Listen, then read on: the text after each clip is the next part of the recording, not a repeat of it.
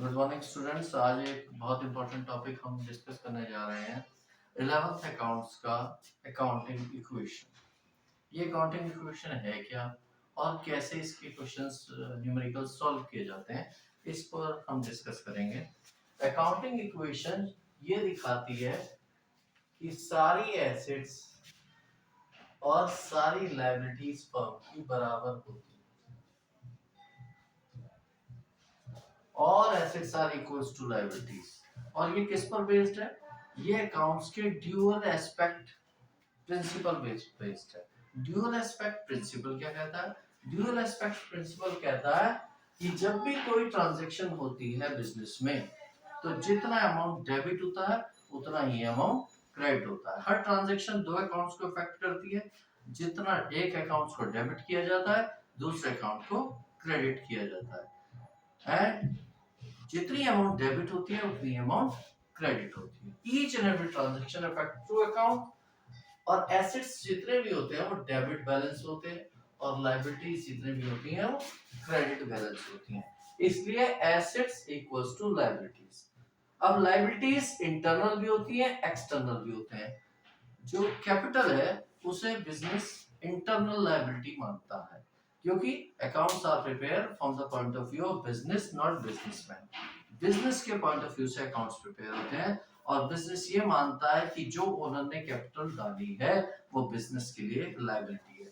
तो इसी को इक्वेशन को हम और बेटर वे में जो अकाउंटिंग इक्वेशन में दिखाई जाती है वो कुछ इस तरह से है कि all assets are equals to liabilities plus capital।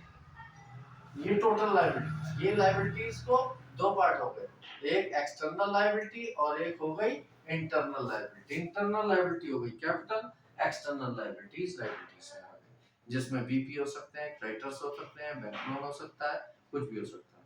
अब ये जो अकाउंटिंग इक्वेशन है ये हर ट्रांजैक्शन में प्रूव होती है। हर ट्रांजैक्शन के बाद ये प्रूव होती है कि ये करेक्ट है, क्योंकि नेचुरल है। ऑल एसेट्स यानी debit balance are equals to liability plus capital credit balance. ये है सारे डेबिट बैलेंस और ये है सारे क्रेडिट बैलेंस। और अकाउंट्स में ड्यूअल एस्पेक्ट प्रिंसिपल चलता है। तो जरा कुछ क्वेश्चंस देख लेते हैं। इस अकाउंटिंग इक्वेशन में कुछ प्रॉब्लम जो स्टूडेंट्स को आती है, कुछ ट्रांजैक्शंस को लेकर वो कंफ्यूजन रहता है। कैसा कंफ्यूजन है जरा उसे देख लेते हैं। अकाउंटिंग इक्वेशन लिख लेते हैं, assets equals to liabilities plus capital. अब कहां प्रॉब्लम आती है जरा उसे देख लेते हैं। पहली प्रॉब्लम आती है आउटस्टैंडिंग एक्सपेंस। कोई भी एक्सपेंस हो, रेंट हो, सैलरी हो, ठीक है, अगर वो आउटस्टैंडिंग है, पेएबल है और पे नहीं किया गया, ठीक है, आउटस्टैंडिंग रेंट है, ठीक है। अब ये पे नहीं किया, आउटस्टैंडिंग का मतलब है it become due but not yet paid. तो ड्यू हो गया तो आप कैपिटल में इसको एडजस्ट करिए। तो आउटस्टैंडिंग एक्सपेंस है, ये क्या बन गया? लायबिलिटी। सपोज कीजिए आउटस्टैंडिंग एक्सपेंस है 500 रुपीज 500। तो क्या करेंगे, लायबिलिटी में यहाँ पे लिखेंगे, कॉलम बनाएंगे आउटस्टैंडिंग रेंट, ठीक है। आउटस्टैंडिंग रेंट का कॉलम बनाया, 500 लिखा, और साथ ही कैपिटल में से 500 लेस। क्यों कैपिटल में से माइनस किए? क्योंकि हम जो अकाउंट्स प्रिपेयर करते हैं उसके जो बेसिस हैं वो दो बेसिस होते हैं, कैश एंड एक्रूअल। हम जो अकाउंट्स प्रिपेयर करते हैं वो यहाँ पर एक्रूअल बेसिस दिखा है। कैसे? अगर कोई एक्सपेंस या लॉस ड्यू हो गया तो उसकी अकाउंटिंग की जाएगी, उसे दिखाया जाएगा। इसी तरह से अगर कोई इनकम ड्यू हो गई तो उसे भी दिखाया जाएगा, ठीक है, चाहे वो रिसीव हुई हो या ना हुई।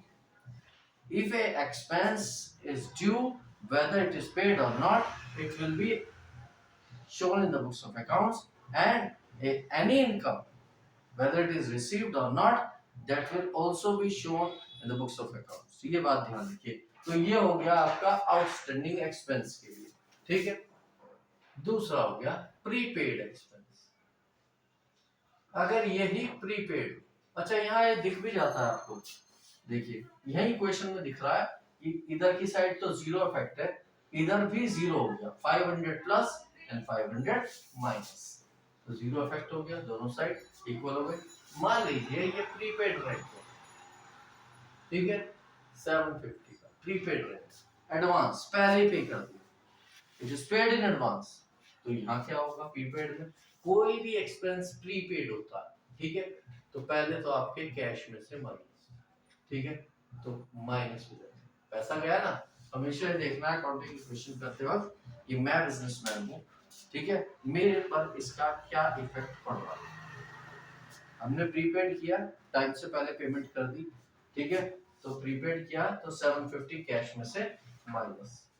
दूसरा, जब भी कोई एक्सपेंस आप पहले पे कर देंगे, ठीक है ना, कोई भी एक्सपेंस अपने लाइफ से भी जोड़ के देख लीजिए, आपने ट्यूशन की फी पहले पे कर दी, ठीक है, तो अगर आपने पहले पे कर दी है तो वो क्या बन जाती है, एसेट्स, आपके लिए वो एसेट्स है, और ड्यू होने पर भी पे नहीं की तो लायबिलिटी। तो यहाँ पर एसेट्स में कॉलम बन जाएगा, ठीक है, और वो हो जाएगा प्रीपेड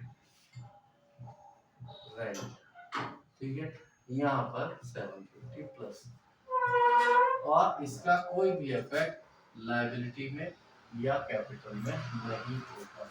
इस बात को ध्यान से समझ लीजिए सभी बच्चे, ठीक है। एक और प्रॉब्लम आती है बच्चों को, ठीक है, उसे भी समझ लेते हैं। अब इनकम की बात कर लेते हैं, एक्सपेंसेस हमने दोनों समझ लिए, अब इनकम की बात कर लेते हैं, ठीक है। इनकम में क्या होता है, अगर हमें कोई इनकम ड्यू हो गई और मिली नहीं, उसे क्या कहते हैं, accrued income, income earned but not received, accrued income. Suppose कीजिए एक्रूड कमीशन है, कमीशन ड्यू हो गया पर अभी तक रिसीव नहीं हुआ, उस केस में क्या करेंगे, ठीक है। अब क्योंकि पैसा मिला नहीं है तो कैश में तो आ नहीं सकता, कोई इफेक्ट नहीं होगा, ठीक है। और अब क्या करेंगे, यहाँ पर income earn but not receive, earn हो गई तो क्या बन गई वो, एसेट बन गई, तो यहाँ क्या हो जाएगा, एक्रूड कमीशन, ठीक है। यहाँ पर वो 500 ऐड एसेट्स बन गए, है ना।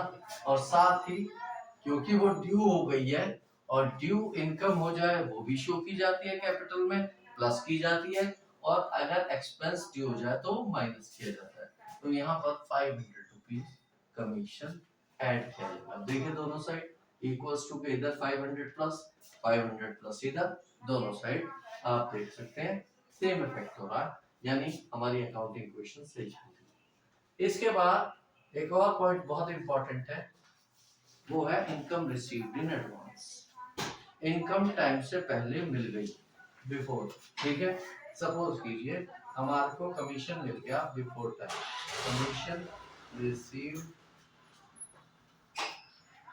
इन एडवांस बिफोर टाइम, ठीक है।